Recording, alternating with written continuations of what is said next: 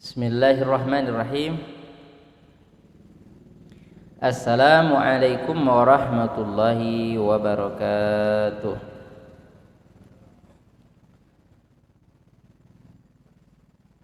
Innal hamdalillahi nahmaduhu wa nasta'inuhu wa nastaghfiruh wa na'udzu billahi min shururi anfusina wa min sayyiati a'malina. May yahdihillahu fala mudilla lahu wa may yudlil fala hadiya lahu. Wa asyhadu an la ilaha illallah wahdahu la syarika lah wa asyhadu anna Muhammadan abduhu wa rasuluh sallallahu alaihi wa ala alihi wa man sara ala nahjihi wastanna bi sunnatihi ila yaumiddin. Allahumma inna nas'aluka ilman nafi'an wa rizqan tayyiban wa amalan mutaqabbala. Allahumma inna nas'aluka imanan la yartadda wa na'iman la yanfad wa murafaqata nabiyyika fi jannati khuldin. Allahumma hdina li ahsanil akhlaqi innahu la yahdi li ahsaniha illa ant wasrif anna sayyi'aha innahu la yasrifu anna sayyi'aha illa ant wa tawaffana ma'al abrar. Ayyuhal ahibba ikhwani wa akhwati fillah, segala puji bagi Allah Subhanahu wa taala yang masih memberikan kita kekuatan serta keimanan. Insyaallah kita bisa melanjutkan pembahasan kitab Al-Jami' As-Sahih Sahih Bukhari. Nah, kita sekarang sudah memasuki hadis ke-12. Mudah-mudahan apa yang kita dengar bisa menjadi penguat keimanan kita dan bisa menjadikan kita lebih bermanfaat ya untuk diri kita sendiri, keluarga dan orang lain. Kita akan membaca hadis ke-12. Qala Abu Abdillah Muhammad ibn Ismail Al-Bukhari fi jami'ihi, babun it'amut ta'ami minal islami. Bab it'amut ta'am, memberi makanan atau ngasih makan orang atau mentraktir orang, minal islam, itu bagian dari Islam. Maksudnya apa? Bagian dari amalan yang sangat tinggi kedudukannya di dalam Islam. Maksud Islam di sini iman. Jadi Islam sama iman itu satu. Kalau dipisah, dia orang muslim ya dia orang mukmin. Orang mukmin orang muslim. Itu kalau disebut sendiri Islam ya artinya iman. Jadi orang yang memberi makan atau orang yang membantu orang lain dengan makanan itu termasuk ciri keimanan orang tersebut. Nah, kita baca hadisnya. Qala haddatsana Amr bin Khalid qala haddatsana Laits an Yazid an Abil Khair an Abdullah bin Amr radhiyallahu anhuma anna rajulan sa'ala an-nabiyya sallallahu alaihi wasallam ayyul islami khairun qala tut'imu ta'ama wa taqra'u salama ala man arafta wa man lam ta'rif.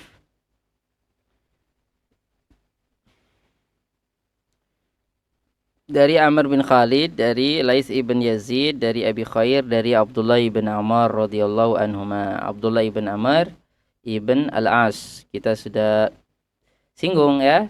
Abdullah ibn Amr ibn As, sahabat Nabi yang termasuk banyak meriwayatkan hadis ya. Jadi di zaman Nabi ada sahabat-sahabat yang namanya Abdullah ya. Abdullah ibn Abbas itu juga sahabat Nabi yang masih kecil usianya. Jadi ketika Nabi jadi Nabi usianya masih kecil. Ketika Nabi hijrah baru lahir baru 3 tahun ya, usianya baru 3 tahun. Dia ada Abdullah bin Amr bin As. Nah, ini juga kecil. Ada Abdullah bin Umar juga anak kecil. Jadi sekali lagi kita tekankan bahwa orang-orang di zaman Nabi itu kecil besar semuanya memberikan sumbangan untuk Islam ya. Jadi kalau Abdullah bin Umar mau ikut perang Uhud belum boleh, masih 14 tahun, masih 13 tahun. Zaman dulu 14 sudah berani. Sekarang masih masih berani bentak orang tua aja. Jadi tidak boleh itu ya. Jadi termasuk ini. Jadi Abdullah bin Amr bin As. Jadi bapaknya Amr bin As dulu kayak Umar bin Khattab, musuh Islam nomor satu.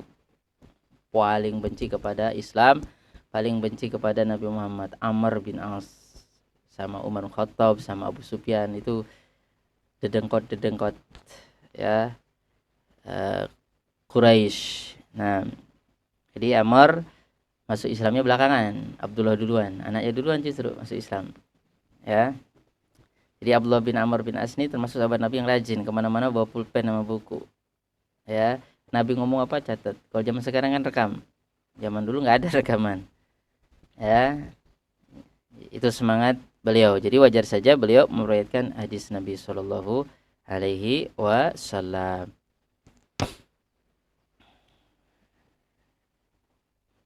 Ya, di sini kata Abdullah ibn Amr ibn As radhiyallahu anhuma, anna rajulan sa'alan Nabiya sallallahu alaihi wasallam, ada seorang laki-laki bertanya kepada Nabi sallallahu alaihi wasallam. Siapa laki-laki ini? Ya, ada yang mengatakan namanya Abu Dzar. Ya, Abu Dzar Al-Ghifari. Ada yang mengatakan yang lain. Intinya Rasulullah ditanya sama seseorang ya. Ada juga yang mengatakan yang nanya Hani bin Yazid. Ya, Hani ibn Yazid. Jadi hadis-hadis Nabi Shallallahu Alaihi Wasallam, ilmu-ilmu dalam Islam itu terkadang keluar dari Nabi karena ada yang nanya. Ya, karena ada yang nanya. Jadi Abdullah bin Abbas itu jadi ulama besar. Padahal dia anak kecil di zaman Nabi, tapi Nabi meninggal, dia menjadi ulama besar. Ya kenapa? Apa kata teman-temannya? Kok kamu bisa banyak ilmunya? Kata Ibnu Abbas, bilisanin saul wa qalbin aqul. Nah, ini sering kita ulang. Ya, kok bisa banyak ilmunya? Karena banyak nanya. Nanya kalau nggak tahu nanya, bukan nanya cari masalah. Ya. Nanya betul-betul untuk menuntut ilmu. Ya. Bilisanin saul, dengan lisan yang suka bertanya. Wa qalbin aqul, sama fokus konsentrasi. Nah, jadi termasuk ini ada sahabat Abu Dzar. Ya, kalau Abu Dzar itu kisah masuk Islamnya seru ya. Ya ketika Islam masih di awal-awal itu orang mengatasnamakan Islam langsung dipukulin, bahkan ada yang langsung dibunuh. Ya, dia menemui Nabi Muhammad, mau ketemu Nabi Muhammad, mau dengar langsung. Pas masuk Islam kata Nabi Muhammad, jangan diumumin. Dia ngumumin, saya masuk Islam. Ya langsung ditimpukin ya, dipukulin sama orang satu kampung, sama orang Quraisy sampai berdarah-darah. Nah, ya nanti dilindungi oleh Abbas, pamannya Nabi. Ya, Abbas ibn Abdul Muttalib. Kata Ibnu Abbas, nih orang jangan dipukulin, Abu Dzar nih jangan digebukin. Kan kita kalau jualan, kalau bazar, kalau mau bisnis ke Syam lewat kampungnya dia, terus kita kalau dicegat gimana? Akhirnya sadar mereka. Habis itu Abu Dzar teriak lagi menunjukkan dia udah Muslim. Dipukulin lagi. Kata Abbas, bodoh lu. Ini kita kalau pukulin dia nanti orang kampungnya marah, repot kita. Banyak lagi musuhnya. Intinya Abu Dzar itu sahabat pemberani.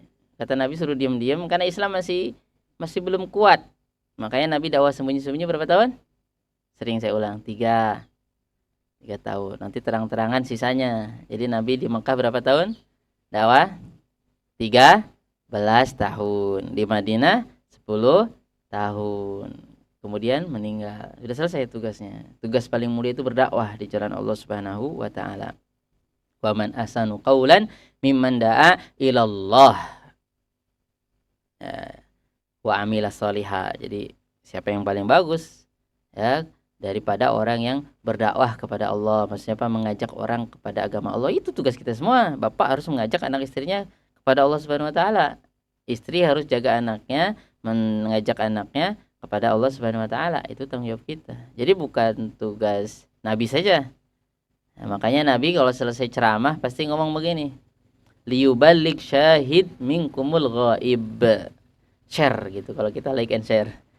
Hendaknya yang hadir nyampaikan ke yang nggak hadir. Makanya harus fokus waktu hadir. Jangan nanti dengar sandal disampaikan kadal. Hah? Apa? Karena nggak fokus. Salah. Nah, jadi akhirnya Islam sampai sekarang, sampai ke kita. Jadi ini Imam Bukhari sampai ke kita. Karena disampaikan lagi sampai bapak nyampaikan ke anak-anak, nyampaikan ke anaknya nanti, punya ke cucu itu sampai kita, sampai nanti dunia akan berakhir. Nah itu. Dan sahabat punya semangat. Ya kayak inilah Abdullah bin Amr, fokus dia nulis hadis. Apalagi Abu Hurairah, dia kalau malam bangun, sholat, dan menghafal kembali hadis-hadis Nabi diulang-ulang. Ya memang ada yang menjaga syariat Islam ini. Ya, jadi nggak semua jadi pilot, nggak semua jadi tentara atau angkatan darat atau jadi pas pampres. Tetap Allah takdirkan pasti ada orang yang menjaga agama Allah Subhanahu wa taala. Karena itu intinya kehidupan. Kalau kita mau cuma hidup senang-senang aja, Amerika tuh sudah maju sekali. Jepang tuh maju sekali, tapi ya hidup hampa. Jadi di Jepang angka bunuh diri tinggi. Anak SD udah tahu bunuh diri kalau di sana. Kita kan masih jarang. Ya. Ya. Di sana udah biasa, bukan biasa. Kenapa? Hampa. Bisa buat Suzuki aja. Suzuki, Kawasaki, Doraemon, Shizuka, Shinchan. Itu tok pintar buat motor, buat mobil, buat kulkas, buat pesawat. Tapi ya apa gunanya kalau kita tidak punya tujuan dalam hidup ini. Jadi ada orang sudah mapan hidupnya, apa aja punya, keluarga kaya semua, tapi ada yang kurang sama dia. Apa sih hidup itu mau ngapain? Ada jawabannya cuma dalam agama Islam. Jelas kita dari mana, di dunia ngapain, terus habis di dunia mau kemana. Jelas. Makanya dia masuk Islam. Cari-cari yang lain nggak ada. Dan itu banyak yang mengalami seperti itu. Jadi sudah belajar semua agama, yang belum dipelajari cuma Islam. Di barat tuh ada ya. Ya udah mapan, punya apa aja. Ya. Terus dia inget dulu waktu kuliah dikasih teman-temannya Quran bahasa Inggris sama orang Pakistan. Terus iseng-iseng aja. Cuma ini yang belum dipelajari. Apa sih tujuan hidup? Buka Quran, baca 1 lembar, 2 lembar langsung cocok dengan hatinya. Ya memang kalau orang beriman langsung cocok, air matanya berlinang kalau dia baca Al-Quran. Karena jelas di situ menjelaskan kita dari mana, di dunia ngapain, terus nanti mau kemana. Nah, mau kemananya bukan mau kemana nggak ada tujuan, jelas. Dan kalau ingin hidup bahagia abadi ya nanti bukan di sini, di akhirat. Nah, karena kita pasti akan selesai dengan kehidupan ini. Nah, itu Bapak Ibu ya. Jadi bertanya ya, itu. Jadi di sini Rasulullah mengeluarkan ilmunya karena ada yang bertanya. Ya, karena ada sebabnya. Terus yang nanya dapat pahala lah. Dia nanya, kita yang dapat ilmunya. Makanya dulu para sahabat tuh seneng kalau ada orang yang nanya sama Nabi gitu. Kan sebagian tuh segan mau nanya. Kalau ada yang nanya dapat. Nah, seperti itu. Ada yang nggak malu-malu, orang kampung. Kalau orang sana disebut Arabi. Kalau Arabiun tuh orang berpendidikan, atau orang di kota lah, itu Arabi. Tapi kalau yang di dalam itu Arabi. Kalau kita kan pedalaman, Badui. Badui itu mirip bahasa Arab ya. Badui itu bahasa Arab sebetulnya, Bada. Orang-orang yang tinggal di pelosok. Nah, itu kalau datang kan nggak ada sopan. Ya, ada yang datang langsung ngapain? Masuk masjid kencing. Saking apa? Nggak tahu masjid itu untuk apa, saking kampung banget. Dikira kencing di mana aja boleh, kayak zaman dulu kan, keluar rumah anak kecil langsung depan rumah. Bau pesing depan rumah. Tapi zaman sekarang ada juga ibu-ibu di terminal bis bau pesing banyak. Ya, di Jakarta juga. Tapi kayaknya sekarang udah mulai alhamdulillah agak rapi. Nah. Ya, jadi yang bertanya siapa tadi? Abu Dzar Al-Ghifari. Ada yang mengatakan Hani bin Yazid. Nah. Oke. Apa pertanyaannya? Ayyul islami khairun? Islam macam apa yang paling bagus? Maksudnya gini. Ayu dzawil islami khairun. Orang Islam yang bagaimana yang bagus? Maksudnya begini juga, orang yang beriman itu yang bagus, yang paling bagus itu yang gimana sih? Nah, gitu kan. Pertanyaan bagus itu. Nah, bisa juga artinya begini, amalan-amalan apa saja dalam Islam yang lebih bagus, yang paling bagus. Jadi khairun itu artinya bagus atau lebih bagus. Bagus atau lebih bagus. Contohnya ketika Nabi Adam diciptakan, ya, kemudian udah sempurna ya, ada kuping, ada telinga, ada perut semua. Bapak moyang manusia, nggak ada ibunya ya. Ya, Allah ciptakan Nabi Adam dari tanah dengan kedua tangannya. Sempurna. Ya. Kemudian Allah ajarkan kepada Nabi Adam ilmu. Kemudian Allah perintahkan malaikat respect, hormati, nyambut makhluk baru, pendatang baru, pendatang baru, menyambut pendatang baru. Muncul makhluk baru. Kalau ada makhluk baru gimana, Ustaz Sufyan? Ada makhluk baru gak di sini? Enggak, maksudnya ini ada makhluk baru kata Allah, ini makhluk namanya Adam. Adam itu kalau kita artinya kulit. Ya. Ya, manusia itu ada kulit. Nah, malaikat sama jin suruh sujud. Malaikat pertamanya pas Allah menciptakan Nabi Adam agak protes. Nanti seperti makhluk yang lain berantem saling menumpahkan darah. Nah, tapi Allah jelaskan bahwa Allah tidak bisa diprotes, ya, banyak hikmahnya. Nah, malaikat sujud, jin nggak sujud. Jin nggak sujud. Nah, jin yang nggak sujud, ya, itu namanya iblis. Ya. Nah, jadi iblis itu asalnya jin. Jadi jin itu artinya apa? Sesuatu yang tersembunyi. Makanya ada junnah atau mijan. Ini Pak Mijan. My father. Mijan nun itu kalau kita perang tuh pakai inilah. Tahu superhero Amerika itulah, Kapten Amerika. Tahu ibu-ibu, anak kecil sering bawa itu tuh yang bulat-bulat tuh, atau ada yang kotak juga kalau supaya ditimpas tank gitu. Nah, itu namanya mijan, alat bersembunyi. Nah, supaya kita nggak kelihatan atau nggak kena pedang, itu namanya mijan. Jadi tameng, alat untuk nyumput, untuk sembunyi. Nah, jadi jin tuh nggak kelihatan, wataknya seperti itu, jin. Makanya ada jannah. Jannah itu kebun. Kalau kita masuk kebun kan nggak kelihatan. Yang penting jangan nyolong. Nah, jadi jinnun, jannah nggak kelihatan. Nah, itu jin yang nggak mau sujud, pembesarnya namanya iblis. Nah, punya nama namanya iblis. Nah, nanti teman-temannya iblis yang nggak mau sujud dan membangkang sama Allah disebut syaitan. Nah, syaitan itu lebih umum. Manusia aja bisa jadi syaitan. Ya, binatang bisa jadi syaitan. Makanya anjing atau ular yang jahat tuh bisa disebut syaitan. Ya, karena syaitan itu sifat untuk semua. Ya, sifat untuk semua orang yang jauh dari rahmat Allah Subhanahu wa taala itu syaitan. Jadi syatona artinya jauh dari rahmat Allah.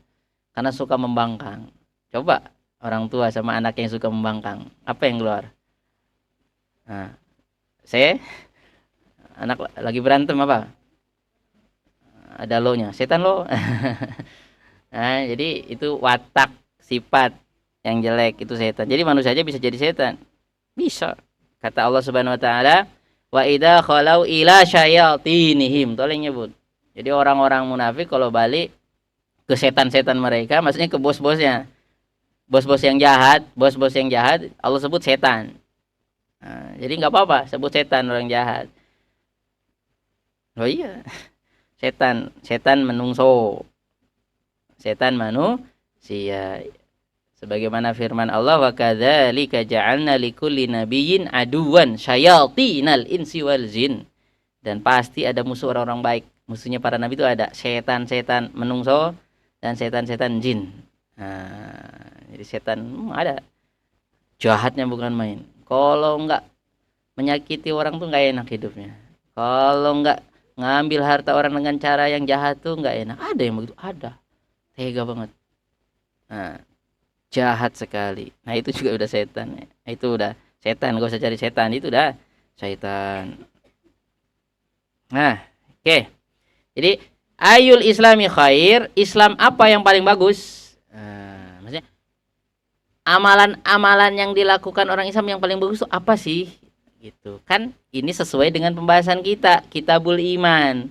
Kitabul Iman, iman itu bertingkat-tingkat. Jadi iman yang ada pada kita itu bertingkat-tingkat. Ada yang tinggi imannya, ada yang rendah, ada yang sedang. Iman itu kadang-kadang bertambah, kadang-kadang berkurang kayak air laut, pasang surut. Nah, itu. Jadi iman itu bisa bertambah, bisa berkurang. Kalau kita melakukan amalan-amalan yang diperintahkan ini, yang kata Islam itu amalan yang mantap di jiwa, berarti iman kita sempurna. Nah, iman kita bagus. Beda dengan yang nggak ngelakuin. Nah, orang yang melaksanakan perintah Allah, imannya bagus. Orang yang melanggar perintah Allah, imannya sakit. Imannya nggak bagus. Imannya kurang, imannya tipis. Seperti itu.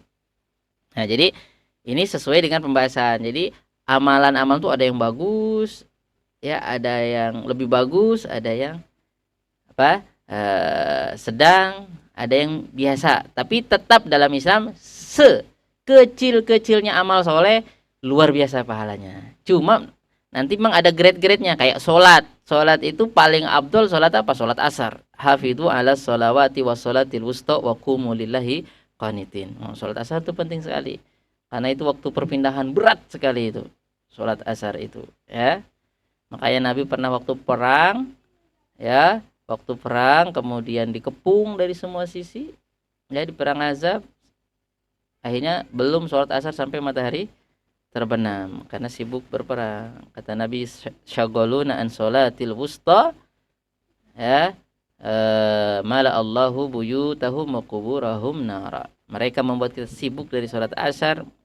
Orang-orang kafir, mudah-mudahan Allah isi rumah-rumah mereka dan kuburan mereka sama api. Nah, jadi Nabi itu sayang kalau nggak sholat asar. Bukan cuma sholat asar aja sebenarnya, semua sholat. Nah, jadi beda. Orang Islam yang sholat dengan yang nggak sholat. Yang sholat bagus, yang nggak sholat kurang bagus. Bahkan, nauzubillah, bisa masuk ke dalam lingkaran kekufuran. Nah, itu. Jadi maksud ayul islami khair, jadi dalam Islam itu ada amalan-amalan yang kalau dilakukan orang tersebut tinggi imannya, bagus. Bahkan bisa disebut sempurna walaupun tanda kutip. Ya. Sempurna bagi orang itu. Sempurnanya Rasulullah beda dengan sempurnanya Abu Bakar As-Siddiq. Ya. Nah, jadi kata-kata khair lebih bagus. Ya, maksudnya dari amalan-amalan yang ada yang paling bagus apa? Nah, apa jawabannya Rasulullah? Jawaban Rasulullah langsung imut to'am. Imut to'am, ngasih makan orang, traktir, bagi-bagi, seperti itu. Ya, imut to'am itu nomor 1. Ya. Ya.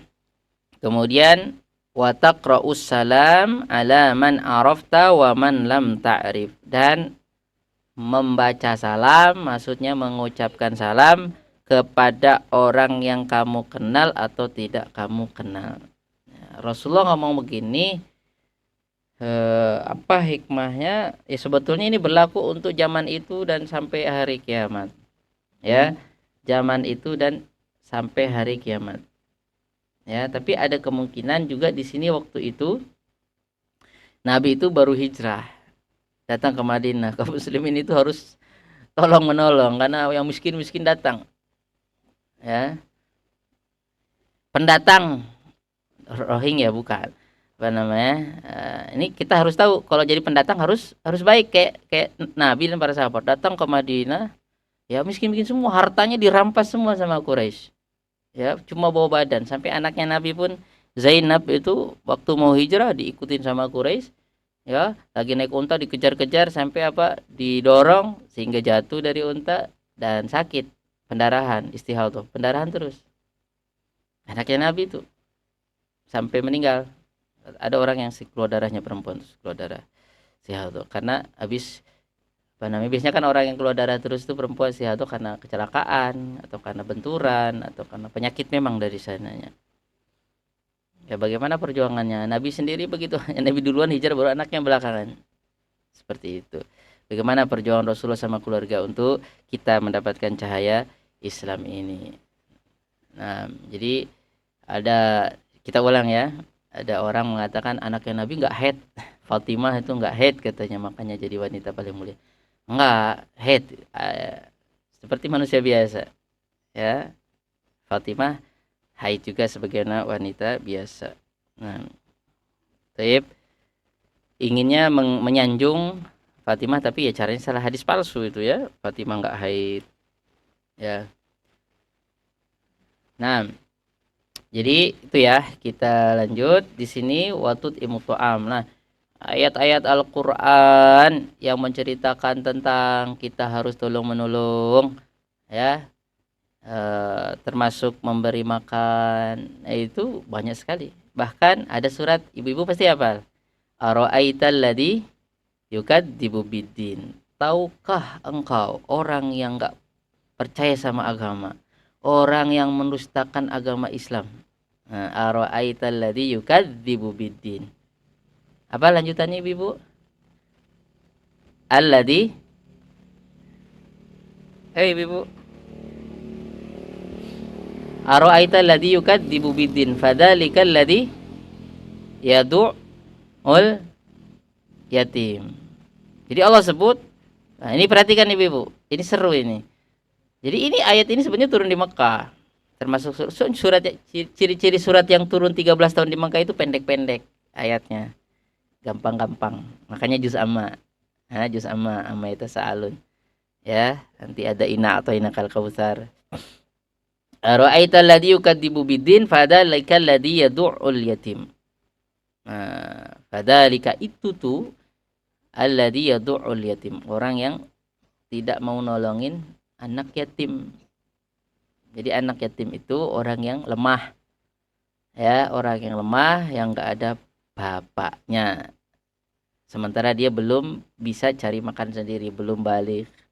Kalau udah balik 60 tahun bukan anak yatim, anak gede itu. Udah bisa cari lawan jenis. Jadi anak yatim itu disebut anak yatim kalau belum balik, itu anak yatim. Kalau udah 18 tahun SMA, yang nggak disebut anak yatim, memang nggak ada bapaknya, udah meninggal, ya, tapi tidak disebut anak yatim. Jadi anak yatim itu kalau dia belum balik. Nah, ara'aital ladzi yukadzibu biddin fadzalikal ladzi yad'ul yatim, yang mengharik, mengusir, nggak suka sama anak yatim. Dalam Islam kebalikannya, orang yang beriman, orang yang mantap imannya, bahkan orang yang nanti dekat sama Rasulullah adalah ya orang yang mencintai anak yatim. Anak yatim itu lambang kelemahan, dia nggak ada yang memberi nafkah, diambil alih. Makanya kata Nabi, ana wa kafilul yatim kahatain. Saya sama orang yang kafil, ya, yang ngurusin, yang bantu-bantu anak yatim seperti ini, dekat. Itu Nabi banget. Kenapa? Imannya tinggi itu, orang bagus. Atau orang yang lemah lah, intinya orang yang lemah. Ada kisah, insya Allah kisahnya betul lah ya. Kalau mimpi ketemu Rasulullah itu betul. Ya, jadi kalau kita bermimpi ketemu Rasulullah itu betul, karena setan nggak mungkin menyerupai Rasulullah. Ya, tapi jangan pura-pura atau ngaku-ngaku saya mimpi ketemu Rasulullah cium lutut saya lah atau apa, atau Rasulullah nyuruh saya nggak sholat lagi karena kita udah ulama besar, nggak usah sholat lagi, bebas berbuat. Ya enggak itu nggak jelas ya, apa namanya, nggak jelas ya. Jadi ada orang apa namanya, orang Maroko itu di bumi bagian barat. Kalau Merauke bumi bagian timur. Merauke, dari Maroko sampai Maroko Maghrib, matahari terbenam Goroba. Timur tuh Merauke kan, timur, Indonesia timur. Nah, Jepang tuh timur, makanya matanya sipit-sipit ngeliat matahari terus. Nah, kalau buat film kartun matanya besar-besar. Doraemon gede, Shizuka, Novita. Nah, selingan aja ibu-ibu. Jadi ada orang apa namanya Maroko itu mimpi ketemu Nabi terus, mimpi ketemu Nabi terus. Kata Nabi, cobalah temuin orang ini orang bagus, mantap. Orangnya di Arab Saudi. Ya karena punya uang juga, bingung apa orang ini. Mungkin orang soleh atau apa gitu ya kan. Mimpi ketemu Rasulullah, pesan Rasul seperti itu. Akhirnya dia berangkat ya ke Arab, cari-cari itu orang. Orangnya sampai sana, tanya alamat, ketemu lah. Tapi pas ketemu orangnya biasa aja, nggak ada ciri-ciri meyakinkan orang soleh gitu. Biasa, pakai pakaian biasa, pakai ya penampilan biasa, nggak ada penampilan penuntut ilmu gitu ya. Biasa aja. Masa sih orang ini kayak semua ciri alamatnya orang itu. Tapi akhirnya bertanya, diceritakanlah mimpi dia sama orang ini. Terus tanya kira-kira di orang itu biasa aja, hidup biasa-biasa aja, gak ada terlalu menunjukkan dia kayak sahabat Nabi, penuntut ilmu. Cuma disampaikan sama orang itu, Rasulullah apa nyuruh saya ketemu kamu, suruh begini begini.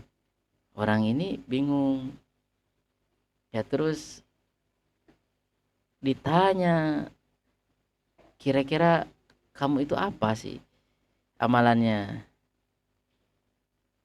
Kata orang itu gak ada, paling kayaknya ya kalau ya pokoknya orang itu juga bingung. Jadi orang ini orang biasa, penghasilannya pas-pasan, pegawai, ada hasil dikit. Tapi dia sisihkan hasilnya setengahnya untuk ada orang yang nggak bisa makan.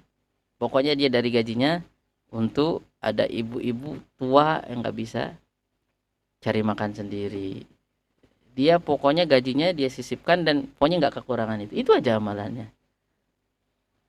Nah, ibu-ibu tua ya yang nggak bisa cari makan sendiri.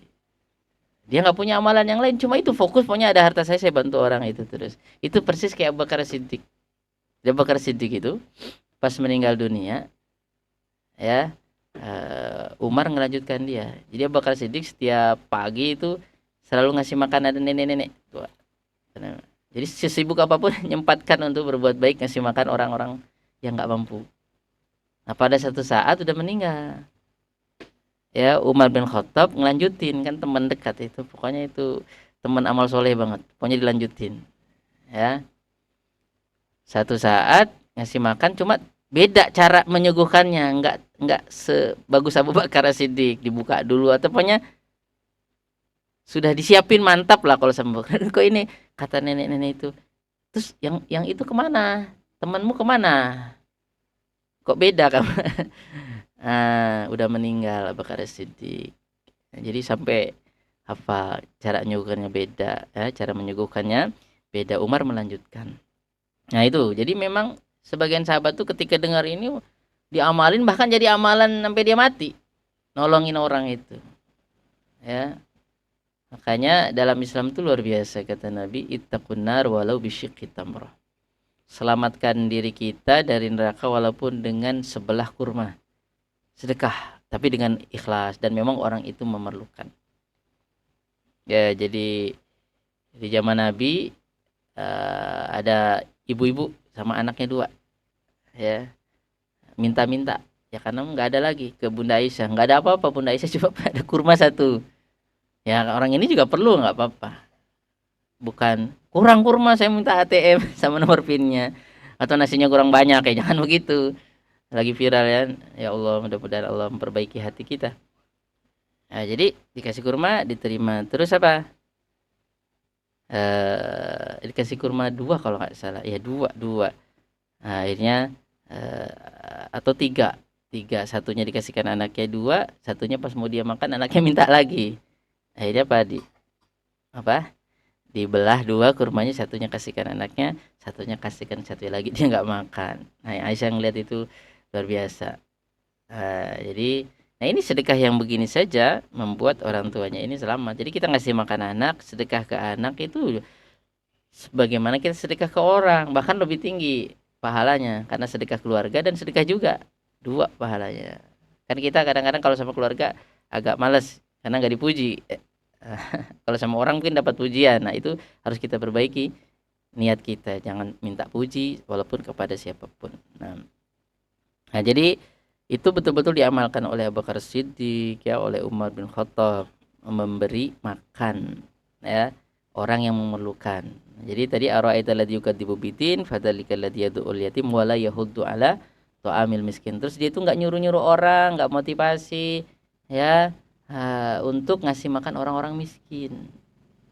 Nah, lihat, Allah katakan pendusta agama Islam itu orang yang dia itu sanggup aslinya tapi nggak mau nolongin anak yatim yang susah makan, orang-orang miskin yang susah makan.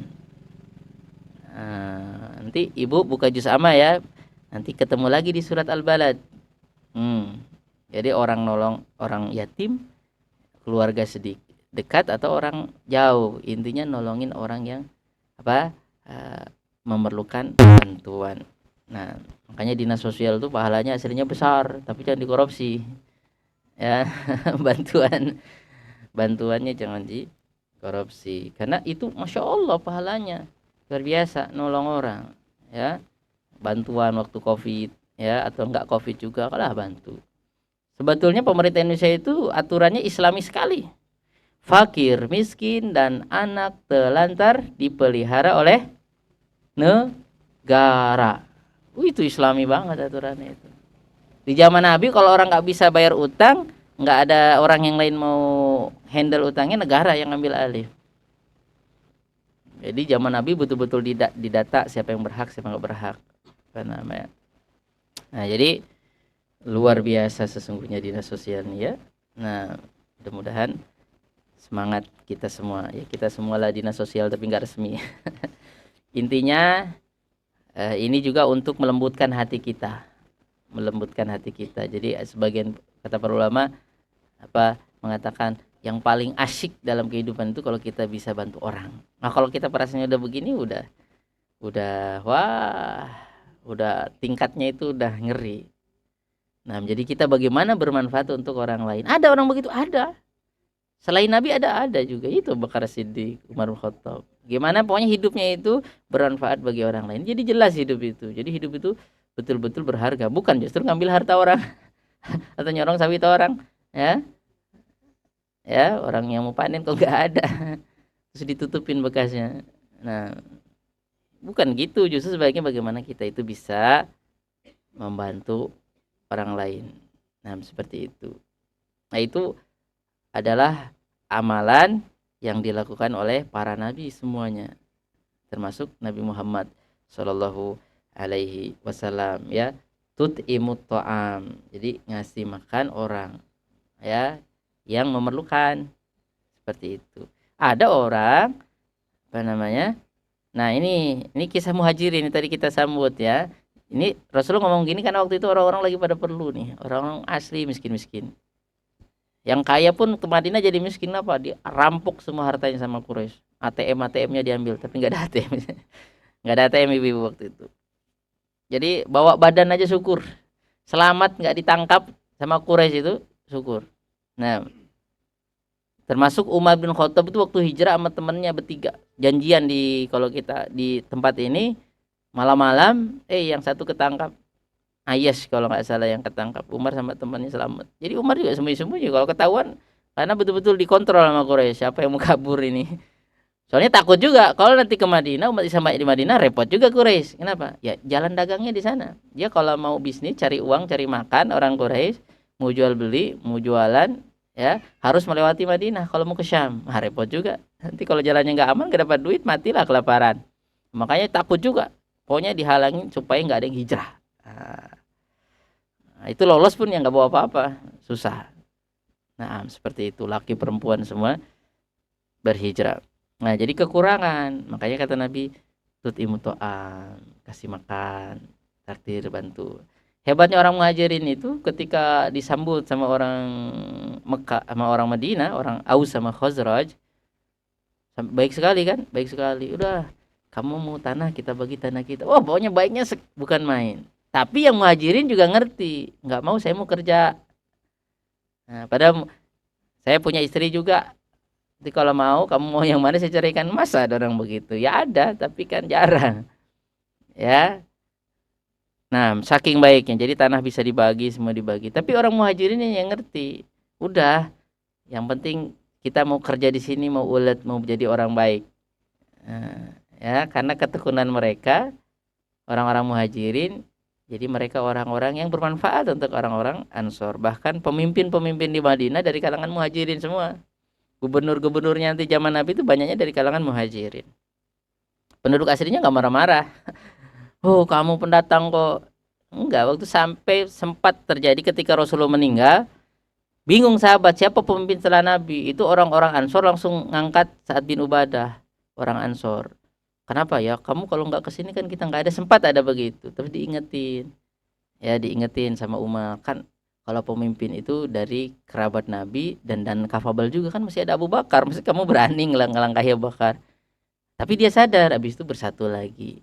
Itu pernah debat di Sakifah Bani Sa'idah. Nanti Bapak Ibu kalau umroh itu ada masih, ya. Ada di kurma-kurmanya. Kalau kita pendoponya lah, tempat nongkrongnya Bani Sa'idah itu kalau ada rapat desa apa segala di situ. Nah, itu sempat rame antara pendatang dengan penduduk asli. Tapi niatnya baik. bukan bukan negatif-negatif, bukan. Ini gimana ini yang memimpin Islam setelah Rasul meninggal.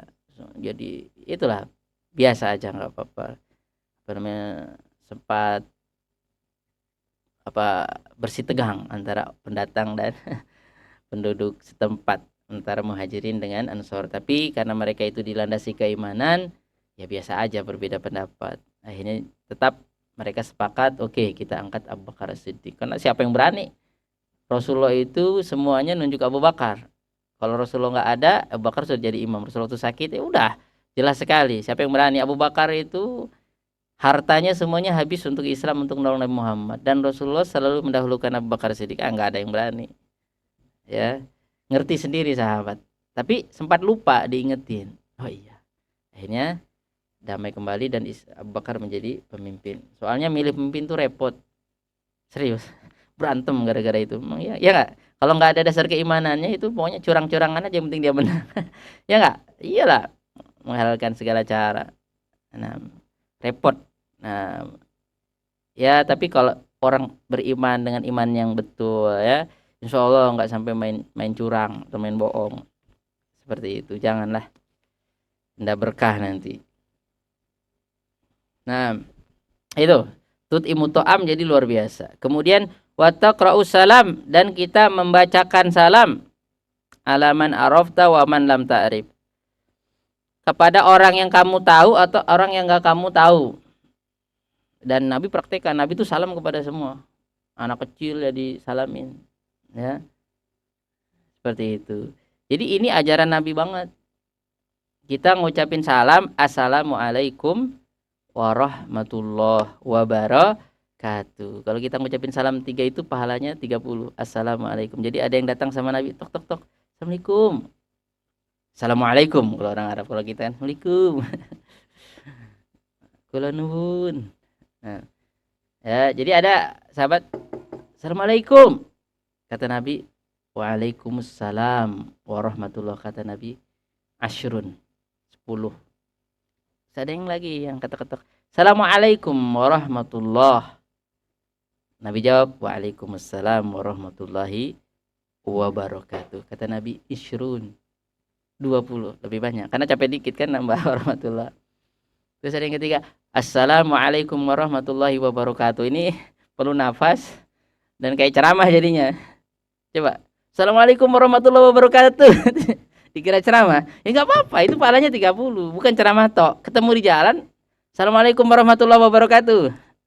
Ya nggak apa-apa, itu pahalanya, kata Nabi, talatin 30. Tapi kan kita capek ya kalau jalan, Assalamualaikum. Assalamualaikum. Kalau Assalamualaikum warahmatullahi aja udah kayak mau ceramah jadinya. Tapi ya nggak apa-apa, kalau bisa itu yang paling bagus. Kalau orang kampung, woi, Jang, Gak apa-apa Bapak Ibu, ketemu di jalan assalamualaikum gitu aja. Assalamualaikum. Ya, di sisanya pelan aja. Waalaikumsalam. Assalamualaikum warahmatullahi wabarakatuh. Soalnya kan motornya cepat. Ya kalau lagi ketemu di jalan, assalamualaikum warahmatullahi wabarakatuh. Waalaikumsalam warahmatullahi wabarakatuh. Terus Nabi ketika yang tanya, yang ketiga, assalamualaikum warahmatullahi wabarakatuh, kata Nabi 30. Nabi jawabnya gimana? Waalaikumsalam warahmatullahi wabarakatuh. Harusnya kata para ulama boleh ditambahin wa magfiratu. Sebagian ulama membolehkan berdasarkan firman Allah, idza hujitum bi tahiyatin nam fahayyu bi asaniha au misriha. Jadi kalau kita membalas salam harus bagusnya dibalas dengan yang sama atau yang lebih.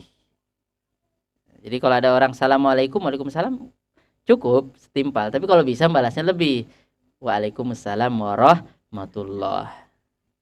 Nah itu Rasulullah ngajarin gitu. Kalau ada assalamualaikum tok, jawabnya waalaikumsalam warahmatullah.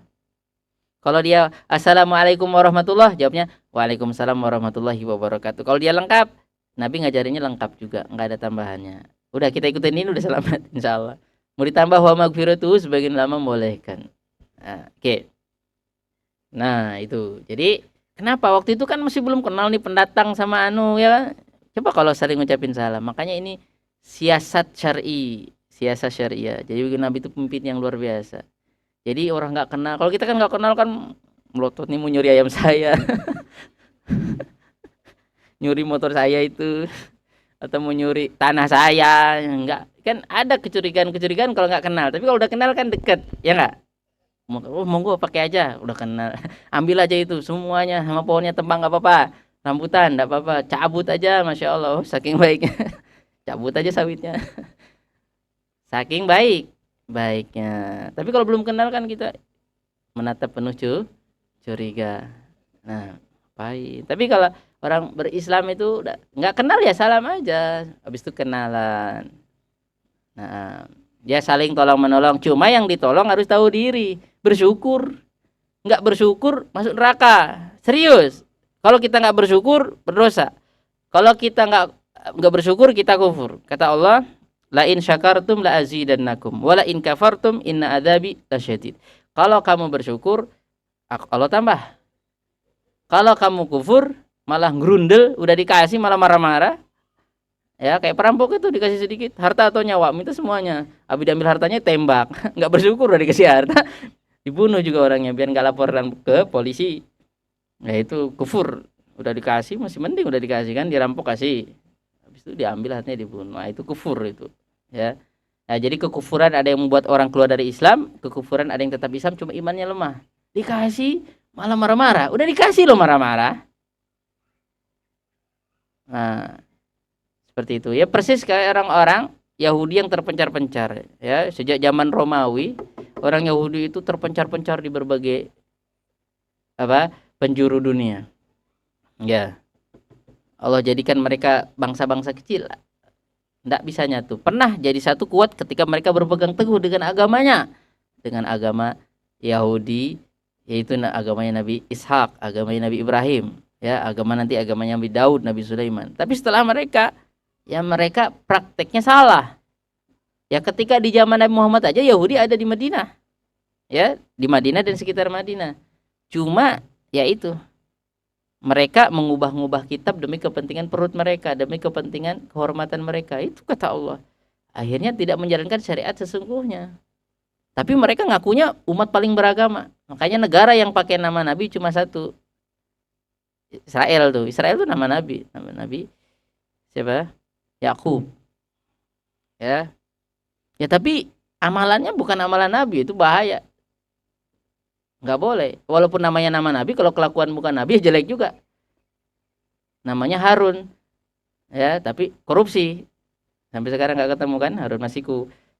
Ya, tetap berarti nggak bagus. Walaupun namanya bukan nama Nabi, kalau kelakuannya baik, ajaran Nabi, alhamdulillah bagus. Nah, ya tapi itu. Jadi menyalahgunakan agama untuk kepentingan dunia. Masa buat negara bunuhin orang begitu banyak? Dulu orang-orang Yahudi itu terpencar, akhirnya ketika Inggris menang lawan Turki Utsmani, akhirnya mereka dikasih jatah karena buat negara itu aslinya pendatang aja.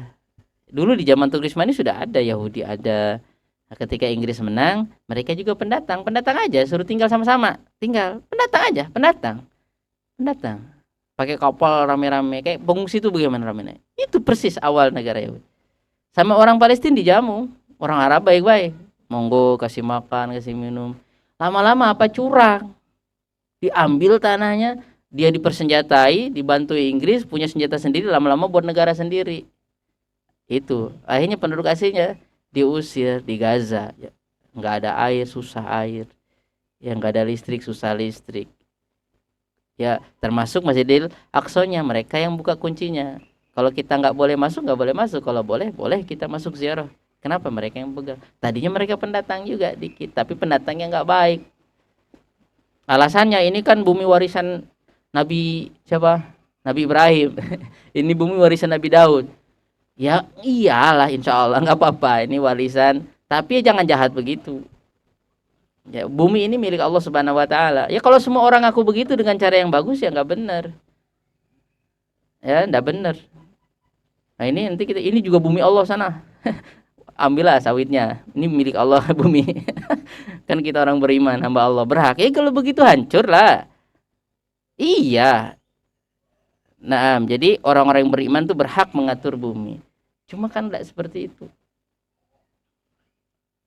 Nah, Nabi aja kalau perang itu pakai peraturan perang.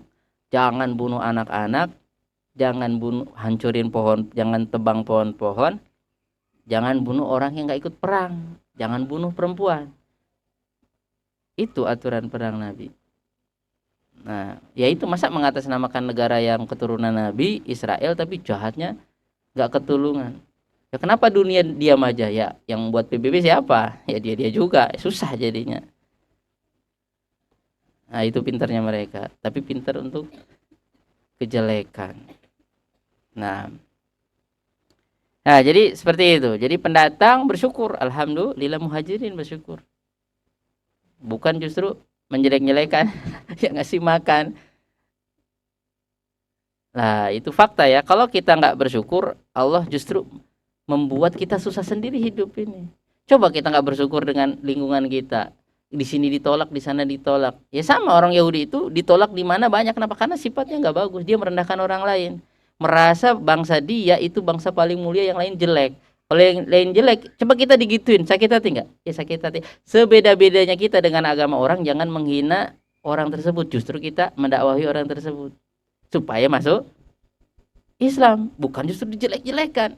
Nah ini enggak. Yahudi itu di mana dia tempat, dia merasa dia paling bagus, orang lain di bawah dia, ya tersinggung penduduknya. Makanya dulu pernah dibantai juga sama Hitler. Kenapa? Ngerasa dia paling bagus, orang direndahkan. Bahkan yang lebih parah dari itu, nanti dia menggunakan kekayaannya, kemampuannya, kepintarannya untuk merendahkan orang lain ya. Makanya emosi penduduknya akhirnya. Jadi ya, jadi nggak punya negara. Dan ciri-ciri kiamat mereka punya negara sendiri. Itu ciri-ciri kiamat, ciri kiamat kecil. Nah, wa idza jaa wa'dul akhirah ji'na bikum lafifa. Itu kata Allah Subhanahu wa taala. Kalau udah deket-deket, karena kita umat akhir zaman semua ya, kita akan datangkan kalian lafifa, lafif itu bertumpuk-tumpuk, itu didatangkan. Jadi enggak dalam sejarah Yahudi datang dari semua dunia, dari pelosok dunia, itu zaman kita datang dan punya negara sendiri dan militernya kuat. Nah, ya tapi intinya itu contoh tidak bersyukur, akhirnya susah hidup, ngerasa paling pintar, merendahkan orang lain. Oh iya, dan itu dalam agama mereka itu seperti itu. Boleh, Islam itu bukan boleh. Islam paling bagus harus. Islam agama paling benar harus. Cuma nggak ada ajaran Islam merendahkan orang lain, bunuh orang lain, merugikan orang lain, nggak boleh. Nggak boleh dalam Islam. Nah itu, jadi justru bagaimana kita membuat orang suka sama Islam dengan akhlak yang baik dari kita, bukan justru merendahkan orang lain. Nah, makanya Islam banyak diikuti oleh orang-orang. Kenapa? Islam sangat menghormati hak-hak orang lain.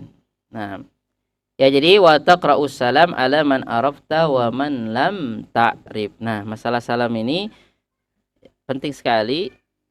Jadi ketika Allah menciptakan Nabi Adam, ya, ketika Allah menciptakan Nabi Adam, oh, ada bebek lepas.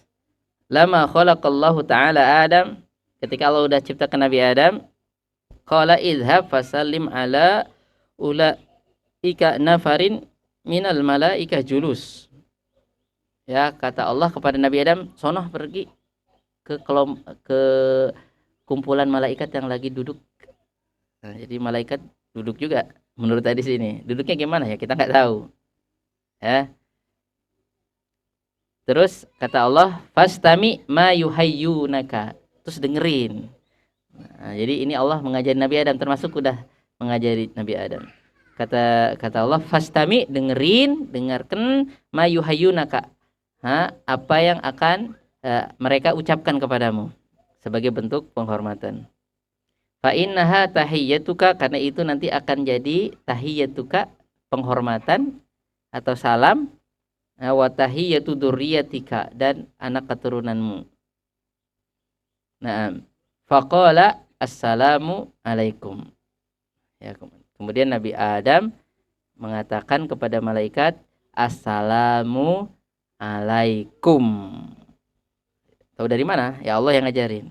Kemudian malaikat jawab apa? Faqalu assalamu alaika wa rahmatullah. Naam, wa rahmatullah.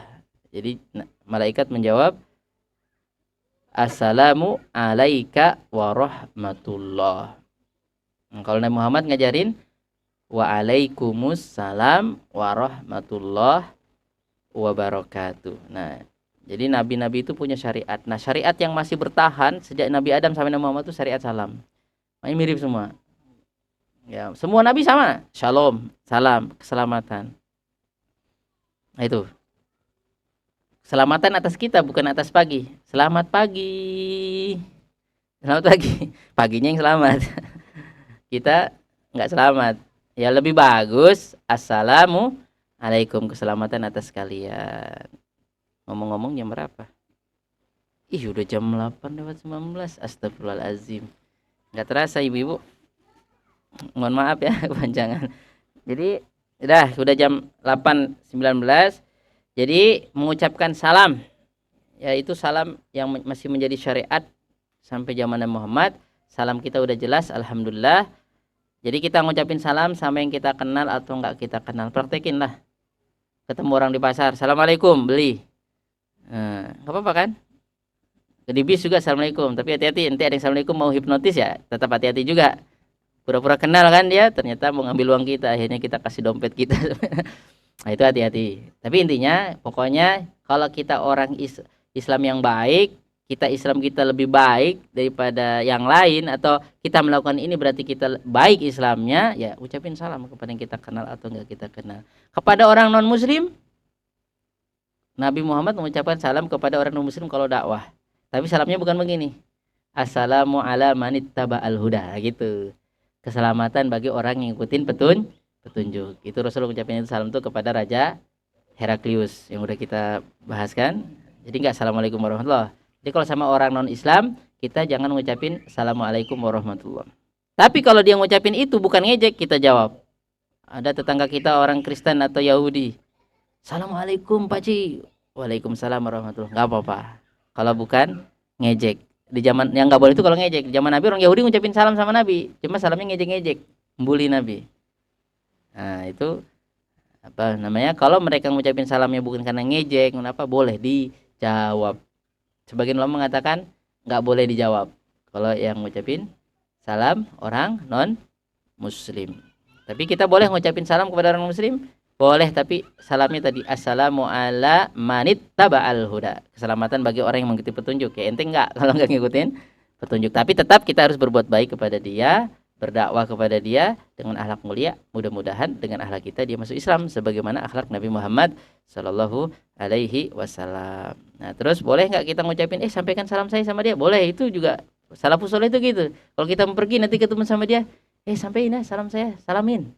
Nah itu kalau ketemu gini, si fulan bacain salam, fulan yaqra alaika salam. Kalau bahasa Indonesia, si Joko nitip salam, assalamualaikum buat ente. Kita jawab apa? Alaika wa alaihis salam warahmatullah. Bagi kamu dan bagi dia juga keselamatan. Gitu cara jawabnya. Contoh nanti, Udi ada salam dari Jokowi. Ya, Jokowi baca salam sama Udi. Assalamualaikum warahmatullahi wabarakatuh. Jawabnya apa? Saya juga dapat yang posnya. Wa alaika wa alaihis salam warahmatullahi wabarakatuh. Ya dijawab, baru dijawab. Seperti itu. Nah, kita lanjutkan di hadis berikutnya insya Allah. Sampaikan kepada anak-anak yang gak hadir. Kalau malu kepada temannya, yang minimal punya anak di rumah yang gak hadir atau punya yang di bawah kita, yang kalau kita ngomong sama dia kita gak malu, sampaikan ini. Mudah-mudahan itu jadi ladang amal kita. Demikian barakallahu fikum, subhanakallahumma bihamdika asyhadu an la ilaha illa anta astaghfiruka wa atubu ilaika. Wassalamualaikum warahmatullahi wabarakatuh.